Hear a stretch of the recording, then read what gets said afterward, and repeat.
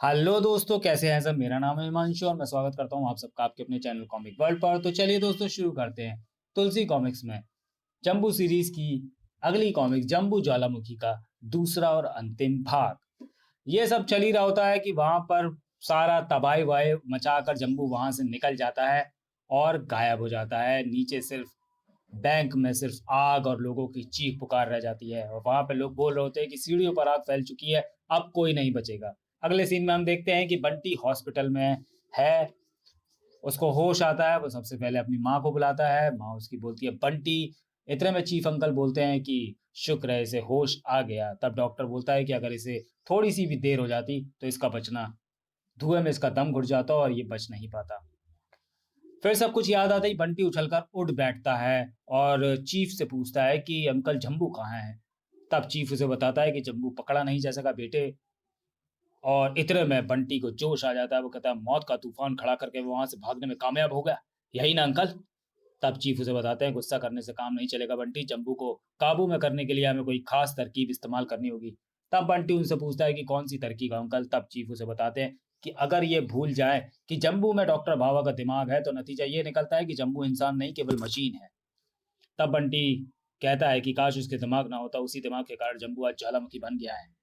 तब चीफ उसे बताते हैं कि डॉक्टर भावा ने विज्ञान की मदद से उसमें ऐसे ऐसे करिश्मे भर दिए हैं कि किसी भी हथियार के दम पर उसे रोका नहीं जा सकता। तब बंटी बोलता है कि तो क्या इसी तरह उसके वह तहल के मचाता रहेगा और हम कुछ नहीं कर पाएंगे। तब चीफ उसे बताता है कि नहीं बेटे, कोई ना कोई तो इलाज करना ही पड़ेगा।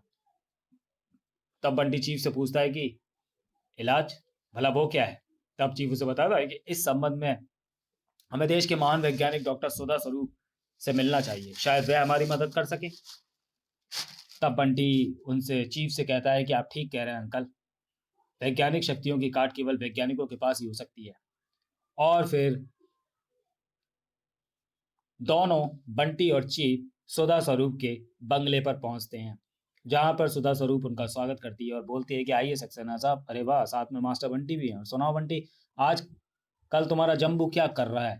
तब बंटी उन्हें बताता है कि आपको जम्बू के ताजे कारनामों के बारे में नहीं मालूम आंटी। आंटी चौंक जाती है और वो बोलती है नहीं बेटे, मैं एक महीने से इस प्रयोगशाला से बाहर नहीं निकली। ये सुनकर चीफ उनसे बोलते हैं तब तो ये सुनकर आपको बहुत दुख होगा डॉक्टर सुधा, कि हम तुमसे कोई ऐसी तरकीब पूछने आए हैं जिससे जम्बू को खत्म किया जा सके। इतना सुनते ही सुधा स्वरूप चौंक जाती हैं और कहते हैं ये आप क्या कह रहे हैं। जम्बू जैसे बेशकीमती और अनोखे आविष्कार को खत्म करने के लिए, क्या खत्म करने के लिए होते हैं। जम्बू एक ऐसा करिश्मा है जिस पर भारत आज गर्व करता है। इतना सुनते ही बंटी बोलता है नहीं आंटी नहीं, जम्बू अब वो जम्बू नहीं रहा। जम्बू अब एक ऐसा ज्वालामुखी बन गया जिसके कारण भारत की गर्दन शर्म से झुकी जा रही है। बंटी जैसे ही ये बोलता है तो सुधा स्वरूप बोलती हैं कि ये तुम क्या कह रहे हो बंटी। तब बंटी उन्हें बताता है ये सच है आंटी, जम्बू अब मुझ तक को अपना बेटा मानने को तैयार नहीं। ये सुनने के बाद सुधा स्वरूप का भेजा उड़ जाता है। तब वो बोलती है कि जम्बू का ज्वालामुखी बन जाना इतना आश्चर्यजनक घटना है कि मेरा दिमाग अभी तक सनसना रहा है। इतने सुनते ही चीफ बोलते हैं कि अब जम्बू को खत्म करने के अलावा हमारे पास कोई चारा नहीं है। तब सुधा स्वरूप बता तब सुधा स्वरूप बोलती है कि कितनी अजीब बात है, हम लोग जो जम्बू के सबसे बड़े हितैषी हैं आज ये सोच रहे हैं कि उसे कैसे खत्म किया जाए। तब बंटी बोलता है कि हम उस जम्बू के हितैषी थे सुधा आंटी, जिसकी रग रग में पापा ने देश प्रेम की भावना जगा दी थी। हम उस जम्बू के हितैषी नहीं हो सकते जो इस देश को अपना ज्वालामुखी रूप दिखा रहा है। तब सुधा बोलती है क्या तो तुम ठीक रहे हो बेटे। तब बंटी सुधा स्वरूप से बोलता है कि तो कोई ऐसी तरकीब बताइए जिससे जम्बू नाम की मशीन को ध्वस्त किया जा सके। तब सुधा स्वरूप उनको अपने साथ लेकर कहीं चलने को कहती है। सुधा उन्हें लेकर कोठी के एक विशेष कक्ष की ओर बढ़ती है और उस विशेष कक्ष के अंदर एक मशीन रखी होती है।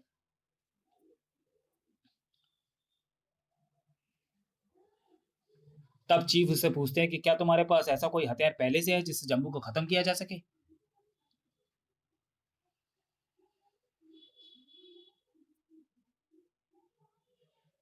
तब बंटी उनसे बोलता है लेकिन बात कुछ समझ में नहीं आंटी, आपके पास ऐसा हथियार पहले से क्या कर रहा है। तब सुधा स्वरूप ने बताती है कि अपनी मौत का सामान यानी वह हथियार मुझे खुद डॉक्टर भावा ने दिया था। चीफ ये सुनकर चौंक जाते हैं, डॉक्टर भावा ने, अजीब बात है। तब बंटी भी सोचने लगता है कि ऐसा भला कैसे हो सकता है। तब सुधा स्वरूप उसे बताती है कि ऐसा हो सकता है बंटी, देखो वह हथियार ये है। बंटी तब बोलता है, समझ में नहीं आया आंटी, भला पापा ने खुद अपने आविष्कार को ध्वस्त कर सकने वाला हथियार आपको सब कब, कैसे और क्यों दे दिया है, क्यों दिया था? तब सुधा स्वरूप उन्हें बताती है कि 2 साल पहले जाड़ों की वह रात 2 बजे का समय डॉक्टर भावा मेरी लैब में आए और मैं उन्हें देखकर चौंक पड़ी। अरे गुरुजी, आप इस वक्त यहाँ? डॉक्टर भावा, हाँ सुधा, मगर अब तुम हमें गुरुजी मत कहा करो। यह ठीक है कि किसी समय तुम हमारी स्टूडेंट रही हो, मगर आज तो देश के वैज्ञानिकों में तुम्हारा नाम भी हमारी तरह सम्मान से लिया जाता है। सुधा स्वरूप, आप मेरे गुरुजी थे, हैं और रहेंगे। ये बात समझ में नहीं आई आप इस वक्त? तब डॉक्टर भावा उसे बताते हैं कि आजकल हम एक ऐसा आविष्कार तैयार कर रहे हैं जिसके सामने अमेरिका का सुपर कंप्यूटर खाली कनस्तर साबित होकर रह जाएगा। सुधा स्वरूप ये सुनकर खुश हो जाती है और बोलती है, वेरी गुड। तब डॉक्टर भावा उसे बताते हैं कि आविष्कार 80% तैयार हो चुका है, उसका नाम हमने जम्बू रखा है। इस पर सुधा स्वरूप उनको बधाई देती है और ये उनके आने का कारण पूछती है। तब डॉक्टर बाबा उसे बताते हैं कि जाहिर है हम जम्बू को दुनिया के सामने आएगा तो अमेरिका भुन उठेगा और वह निश्चित रूप से जम्बू को खत्म करना चाहेगा। इसलिए हमने उसकी बॉडी ऐसी धातु की बनाई है जिसे आज की दुनिया में मौजूद किसी भी हथियार से नष्ट नहीं किया जा सकता। तब सुधा स्वरूप कहती है कि यह आपने बहुत अच्छा किया सर। डॉक्टर भाभा, जहाँ ऐसा करना जम्बू की हिफाजत के लिए जरूरी था, वहीं हमें यह ध्यान रखना चाहिए कि अगर कभी जम्बू निरंकुश हो गया तो हम इस पर कैसे काबू पाएंगे। तब सुधा स्वरूप चौंक जाती है और पूछती है कि मैं कुछ समझी नहीं। तब डॉक्टर बाबा उसे बताते हैं कि प्रत्येक वैज्ञानिक को यह ध्यान रखना चाहिए कि कहीं उसका अपना आविष्कार उसके अपने कंट्रोल से बाहर ना हो जाए, क्योंकि ऐसा होने पर वह सबसे पहले उसे खत्म करता है जिसे उसने बनाया है। तब भी सुधा स्वरूप को बात समझ में नहीं आती और वो दोबारा डॉक्टर भावा से पूछती है। तब डॉक्टर बाबा उसको कहते हैं कि ठहरो, मैं समझाता हूँ। मेरा जम्बू नाम का आविष्कार उस दिन कंप्लीट होगा जिस दिन मैं किसी इंसान का दिमाग सफलतापूर्वक उसमें फिट कर दूंगा। मुमकिन है कि आने वाले समय में वो व्यक्ति मेरे ही खिलाफ खड़ा हो जाए जिसका दिमाग जम्बू में फिट किया जाएगा। तब सुधा स्वरूप को कुछ कुछ समझ आता है और वो कहती है, ओह, वह स्थिति बड़ी भयानक होगी क्योंकि जम्बू को खत्म करने की तरकीब कोई नहीं जानता होगा। तब सुधा स्वरूप उनसे बोलती है कि अच्छा, इसलिए आप मुझे जम्बू को खत्म करने की तरकीब बताना चाहते हैं। डॉक्टर भावा कहते हैं, यस, ये कागज रखो, हमने ऐसी किरणें से लैस एक गन बनाने का फॉर्मूला है जिससे वह धातु मोम की तरह पिघल जाएगी। तब सुधा स्वरूप कहते हैं कि किस धातु से जम्बू बना है? जिस धातु से जम्बू बना है। बंटी बंटी और चीफ ये सब सुन रहे होते हैं।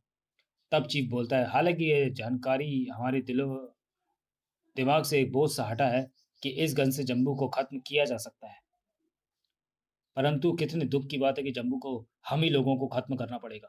तब सुधा स्वरूप बोलते हैं कि सवाल ये नहीं, ये है कि जम्बू हमें मिलेगा कहाँ। तब बंटी चिल्लाता है, जम्बू मिलेगा आंटी, उसे मैं ढूंढूंगा। दोनों चौंक जाते हैं। बंटी?